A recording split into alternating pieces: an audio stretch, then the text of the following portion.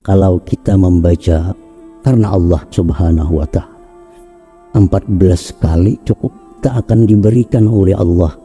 Pertama, kekayaan 14 kali diamalkan. Nah, arti diamalkan tuh hari-hari. Itu orang diamalkan namun sesekali manu kadang manu itu lain mengamalkan orangnya. Ini diamalkan hari-hari. Nah, Allah akan berikan kita satu kekayaan. Nah, itu sudah dimujarab, dianggap mujarab oleh para ulama. Artinya kada seekong berdua ulama yang mengatakan itu mujarab. 14 kali tiap hari. Nah, kita akan diberi Allah itu. Nah, kemudian lagi para ulama juga mengatakan kalau kita membaca doa ini 7 kali setiap sembahyang fardu, kita akan dijaga oleh Allah. Dijaga dari apa? Dari ikut aliran-aliran yang sesat, sehingga sampai mati kita mengikuti aliran yang lurus, jalan yang lurus. Salli wa sallim ya salam ala nabi khairil anam wal ali wa sahbihi. Bismillahirrahmanirrahim. Assalamualaikum warahmatullahi wabarakatuh. Alhamdulillahirabbil alamin. Allahumma sholli ala sayyidina Muhammad wa ala ali sayyidina Muhammad.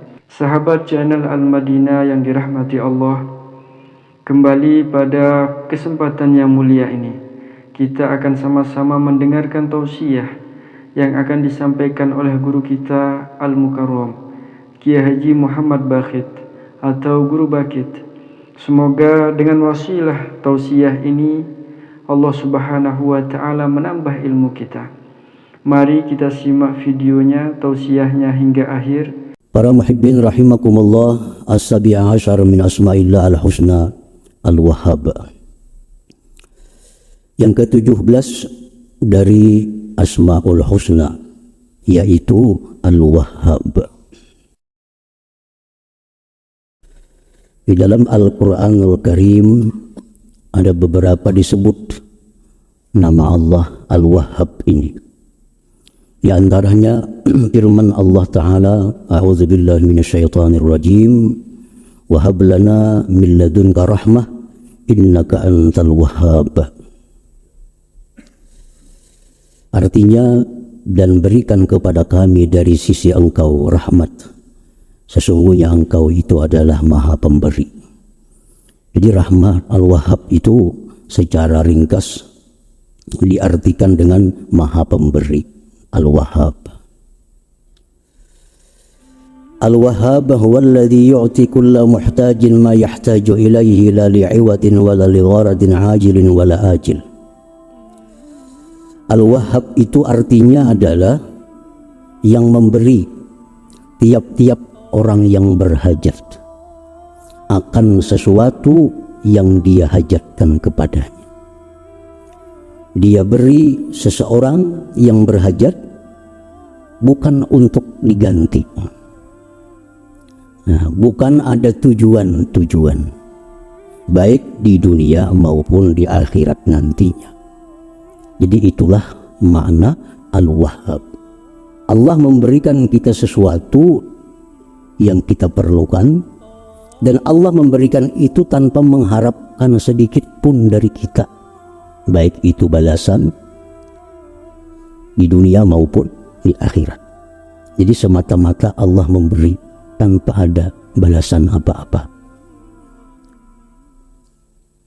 Faman wahaba walahu fi hibatihi gharatun yanaruhu min sana'in aw mawaddatin aw ghairihima falaysa biwahhab. Barang siapa yang memberi dan baginya pada memberi itu ada tujuan yang akan dicapai, baik pujian atau cinta atau selainnya, maka bukanlah itu Al-Wahhab. Nah, jadi kalau kita memberi sesuatu ada maksud, ada tujuan, baik tujuannya berupa materi atau tujuannya berupa pujian, maka bukanlah itu namanya Al-Wahhab. Jadi Allah memberikan semata-mata sesuatu yang kita perlukan tanpa ada iming-iming apa, tanpa ada harapan apa-apa kepada kita.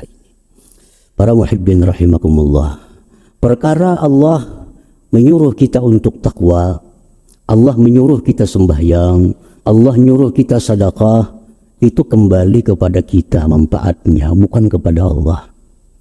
Jangan sekali-kali berprasangka bahwa Allah itu menyuruh kita sembahyang supaya dia lebih mulia. Jangan sekali-kali berprasangka bahwa Allah itu menyuruh kita berzikir agar dia menjadi lebih tinggi. Bukan itu. Allah menyuruh berbagai macam kebaikan kepada kita, manfaatnya itu kembali kepada kita. Sedikit pun tidak akan kembali kepada Allah subhanahu wa ta'ala. Nah, para muhibbin rahimakumullah, sebesar apapun taat kita kepada Allah, kada akan meninggikan kedudukan Allah. Sebesar apapun ibadah kita kepada Allah, kada akan menambah kemuliaan Allah. Sebesar apapun maksiat kita kepada Allah, sebesar apapun ingkar kita kepada Allah, sedikit pun kada akan menurunkan ketinggian derajat Allah subhanahu wa ta'ala. Jadi perbuatan taat yang disuruh Allah kepada kita, untuk kita. Untuk kita. Perbuatan maksiat yang dilarang Allah kepada kita, itu pun untuk kita. Karena setiap maksiat itu ada mengandung mudarat.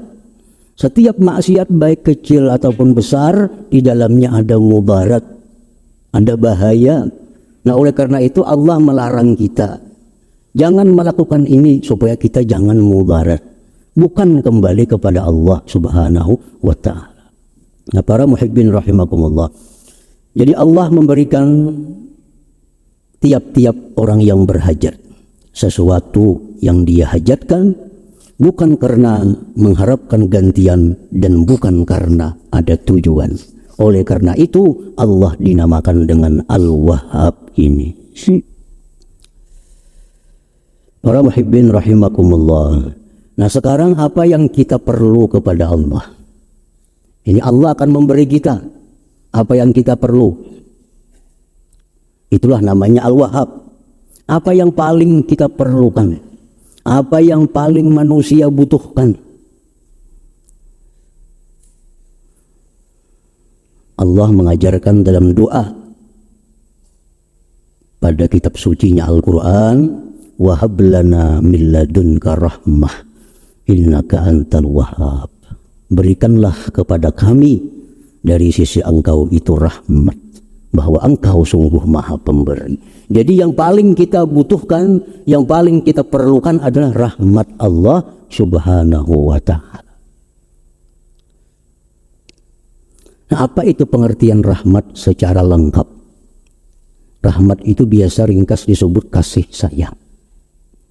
Nah, pengertian rahmat itu secara lengkap oleh ulama dijelaskan bahwa yang namanya rahmat itu mencakup 6 perkara. Jadi bila kita minta, ya Allah berikan hamba rahmat, berarti ada 6 yang kita minta. Apabila Allah memberikan kepada kita rahmat, berarti salah satu di antara 6 ini yang dia berikan kepada kita. Nah, pertama yang disebut rahmat itu husulul iman wat tauhid wal ma'rifah bil qalbi. Hasilnya iman, tauhid, ma'rifat di dalam hati. Itu rahmat. Kita nih bisa beriman kepada Allah, itu dapat rahmat Allah. Kita bisa mentauhidkan Allah, itu kita dapat rahmat Allah. Kita bisa mengenal Allah, nama-namanya, mengenal sifat-sifatnya, berarti kita dapat rahmat Allah. Nah, pertama itu. Hasilnya keimanan, tauhid, ma'rifat di dalam hati. Nah, itulah bagian pertama dari rahmat. Yang kedua, husulun nurit ta'at wal ibadah fil jawarih. Hasilnya cahaya taat dan ibadat pada anggota tubuh. Kita menuntut ilmu sekarang nih, berarti kita dapat rahmat.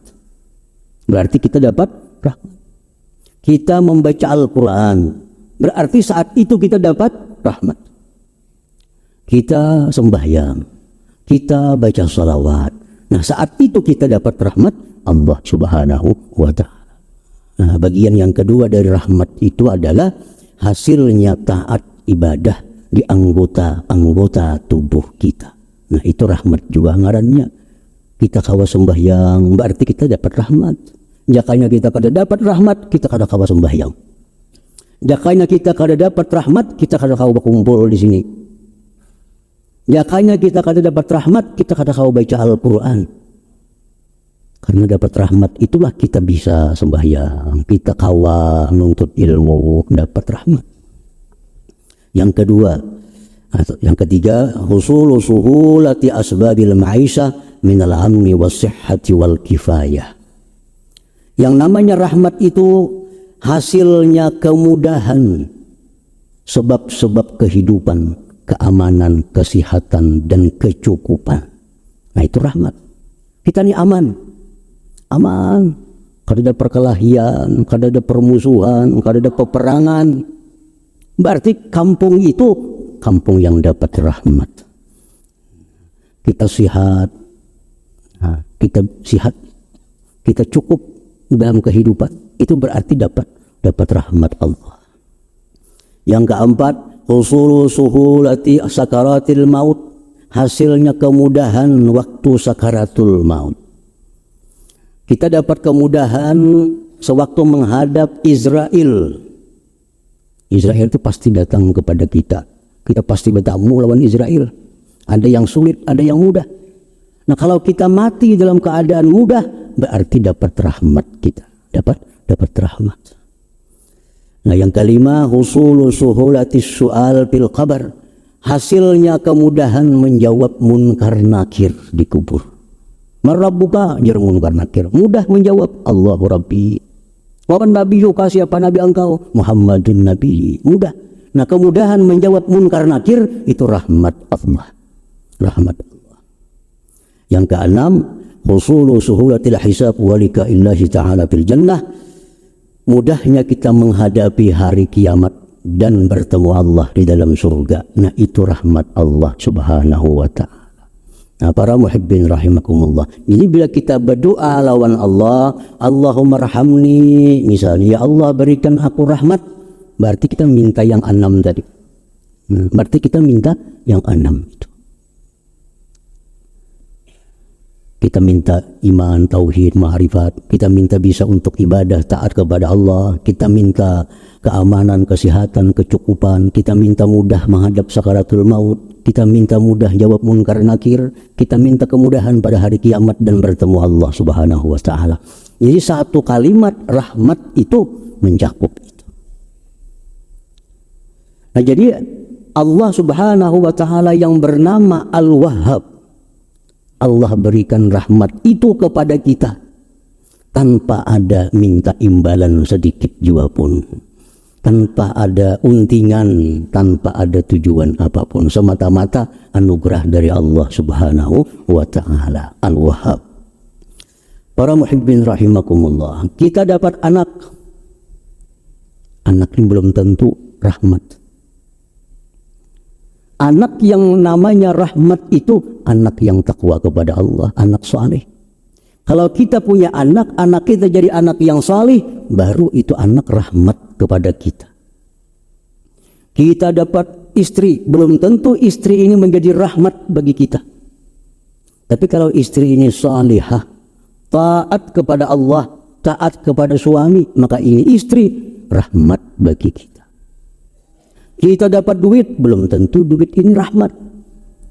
Tapi bila duit ini kita gunakan untuk ibadah kepada Allah, maka duit itu namanya rahmat. Pangkat, kedudukan, jabatan, belum tentu ini kedudukan rahmat.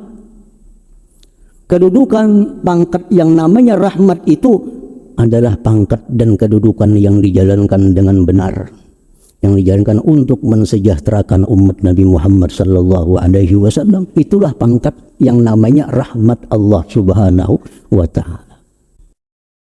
Ini setiap rezeki dari Allah belum tentu nikmat. Setiap nikmat belum tentu rahmat. Rezeki ini ada yang halal, ada yang haram. Nah, rezeki yang halal disebut nikmat. Nah, nikmat ini bila disyukuri menjadi rahmat. Tapi bila nikmat ini kada disyukuri, maka dia berubah akan menjadi azab kepada kita. Nah, para muhibbin rahimakumullah. Al-asya'u allati tajribu rahmatullah ta'ala. Ini sesuatu yang membawa, yang menarik rahmat Allah. Nah, begitu pentingnya rahmat Allah, kita disuruh untuk mencari rahmat itu. Di mana kita mencari rahmat Allah? Nah, di mana hendaknya rahmat Allah itu? Pertama, kalau kita hendak dapat rahmat Allah itu, satu, doa. Nah, berdoa. Dan doanya pun diajarkan oleh Allah.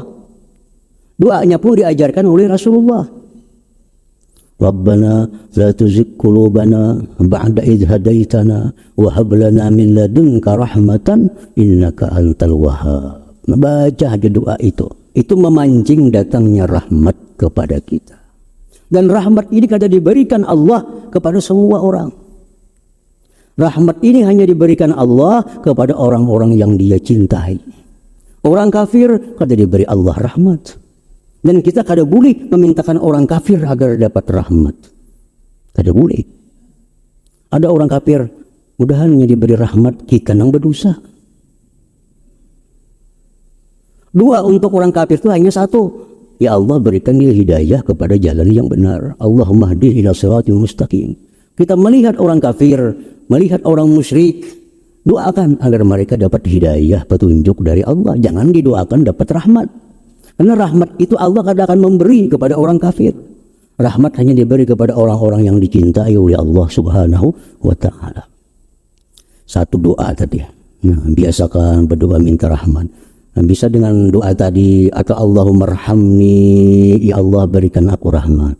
Irhamni itu artinya berikan aku rahmat. Ya. Wa minha hudhurul majlisi ilmin wa dzikrin, dan sebagiannya lagi untuk mendatangkan rahmat itu menghadiri majlis zikir, majlis ilmu. Kita berkumpul. Nah, berkumpul berzikir kepada Allah itu mendatangkan rahmat. Baik zikirnya berupa menyebut lafzul jalalah atau zikirnya itu membahas tentang hukum-hukum Allah. Kita dudukan bertiga, berempat, 10, 20 orang, kita berzikir.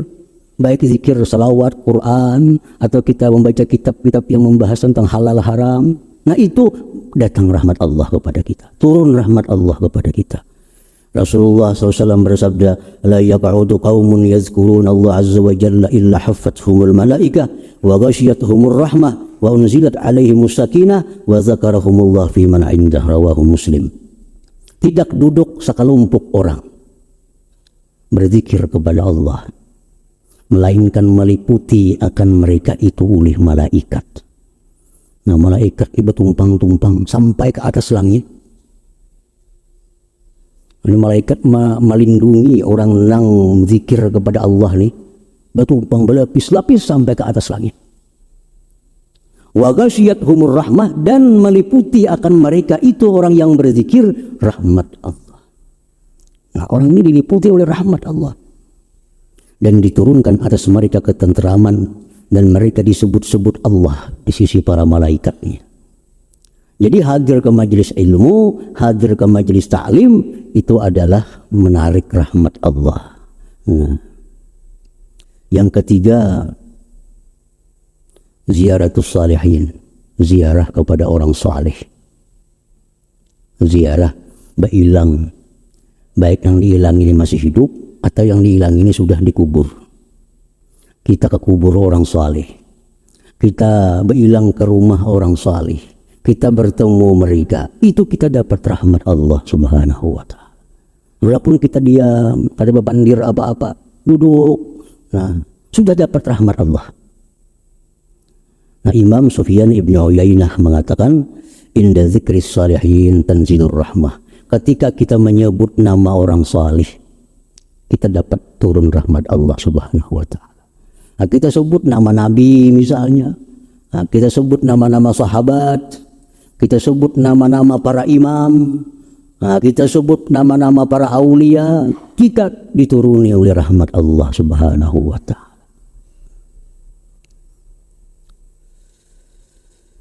Nah, wa minha, dan setengahnya lagi al-i'tikaf fil masjid. I'tikaf di masjid. I'tikaf itu kada syarat baca Quran. I'tikaf itu kada disyaratkan sembahyang. Kita duduk di masjid, niat i'tikaf, satu mat itu guring, ada apa-apa. Guring. I'tikaf. Rasulullah SAW bersabda, man tawadda'a fi baitih fa ahsana wudu'ah thumma atal masjid fahuwa zairullah wa haqqul mazur.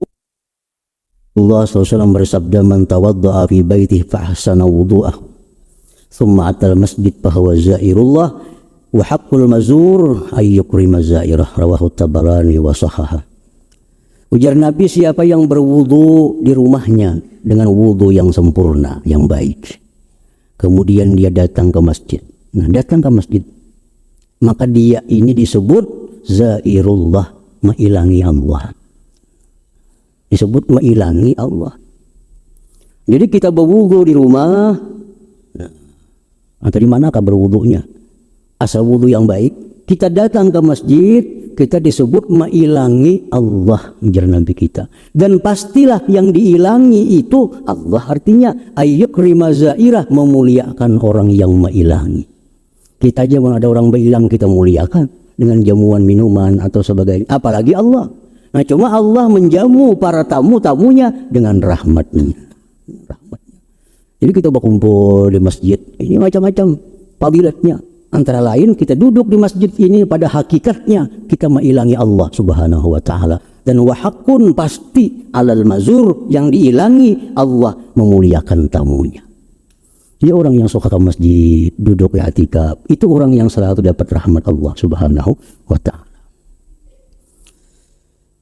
Wa minha qiraatul Quran, baca salawat, itu semua memancing kita untuk selalu berada dalam rahmat Allah Subhanahu wa taala. Para muhibbin rahimakumullah. Al-mu'min bismillahil wahhab, orang yang beriman dengan nama Allah Al-Wahhab. Al-Wahhab adalah yang memberi tanpa ada mengharapkan imbalan apapun. Nah, kalau kita beriman, kita percaya bahwa Allah itu Al-Wahhab. Allah memberi tanpa minta imbalan sedikit pun dalam bentuk apapun. Kita selaku manusia, hambanya yang mengimaninya, ayyati ma yamlikuhu liwajhillahi ta'ala wahdah la lilwusul ila na'imil jannah awil hadhari min azabin nar aw lihazzin ajilin aw ajil. Nah, kalau kita sudah beriman kepada Al-Wahhab sebagai nama Allah, maka kita memberikan sesuatu yang kita miliki kepada orang lain semata-mata karena Allah. Semata-mata karena Allah. Bukan untuk masuk surga, bukan untuk selamat di neraka, bukan untuk apapun. Kita memberikan kepada orang sesuatu yang kita miliki semata-mata karena Allah. Itulah orang yang beriman kepada nama Allah Al-Wahhab ini. Jadi ini memberi sesuatu bukan untuk supaya selamat.